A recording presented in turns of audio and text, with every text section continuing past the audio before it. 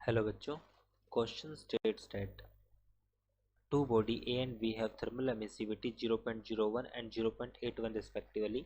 Outer surface area of two body are same.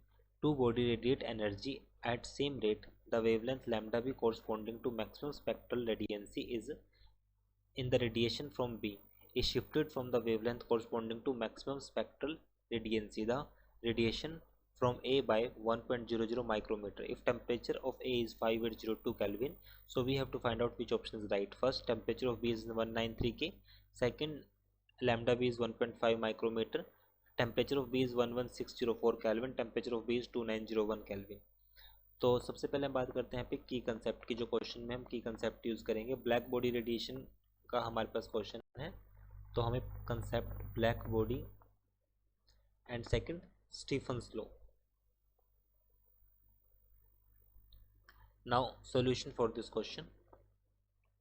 अगर हम Stefan's law की बात करें, that is power radiated by A, हमें दो गिवन है, तो यहाँ पे अगर हम दोनों की रेशियो बात करते हैं, सिंस एरिया तो दोनों का सेम है, outer surface of two body are same, so area तो हम कंसिडर करेंगे नहीं।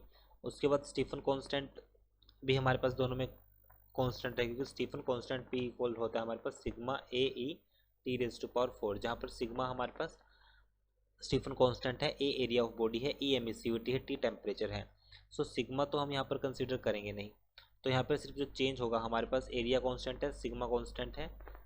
सो यहाँ पे एमिसिविटी की चेंज होगी, that is emissivity of A T of A raise to power 4, emissivity of B T of B raise to power 4।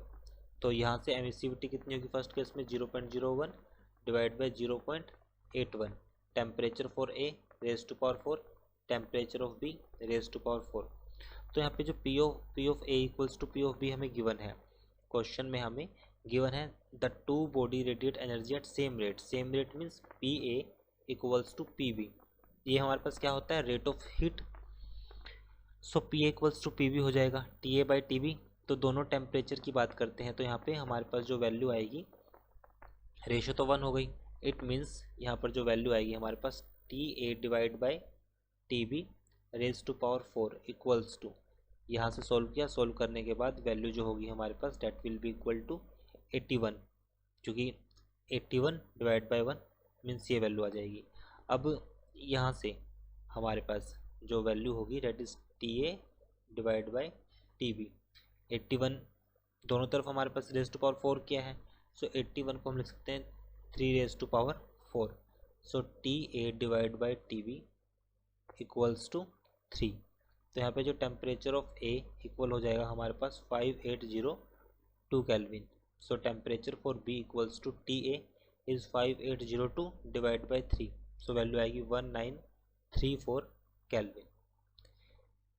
Temperature of B आ गया हमारे पास 193, सिंपल हमने फॉर्मूले में वैल्यू को पुट किया, और टी ऑफ ए हमें क्वेश्चन में ऑलरेडी गिवन है, टेम्परेचर ऑफ ए हमें ऑलरेडी गिवन है, तो टी ऑफ बी हमने फाइंड आउट किया, टेम्परेचर फॉर बी हमने फाइंड आउट किया।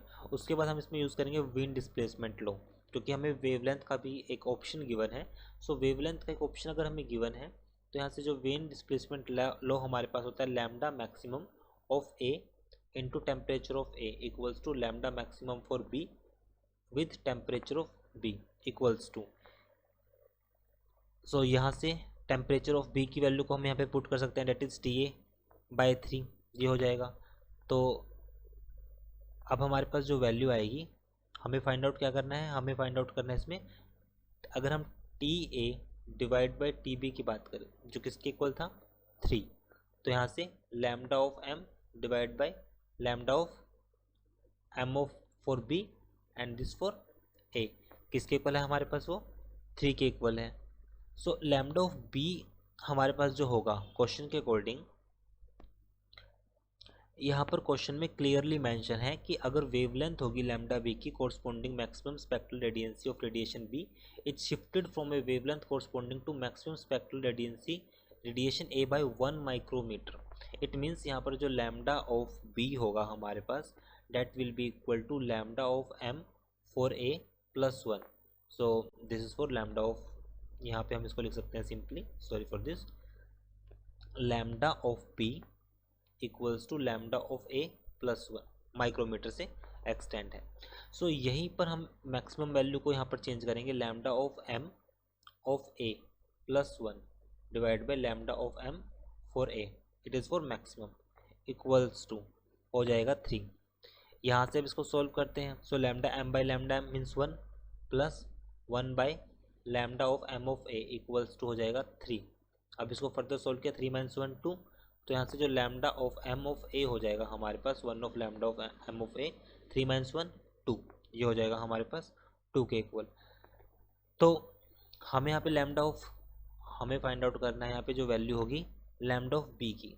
सो lambda of B maximum for B किसके इक्वल है, lambda of M of A plus 1, और ये हमने अभी क्या फाइंड आउट किया है, ये वैल्यू हमने अभी फाइंड आउट की है 2।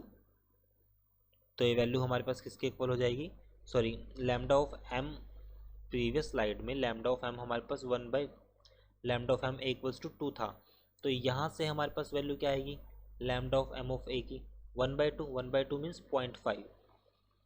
अब इसी वैल्यू को 0.5 को यहाँ पर यूज़ करेंगे, 0.5 + 1 डेट इज इक्वल्स टू 1.5, तो वैल्यू कितनी आएगी 1.5 micrometre. So lambda of M for B is 1.5 micrometre, so it is our answer.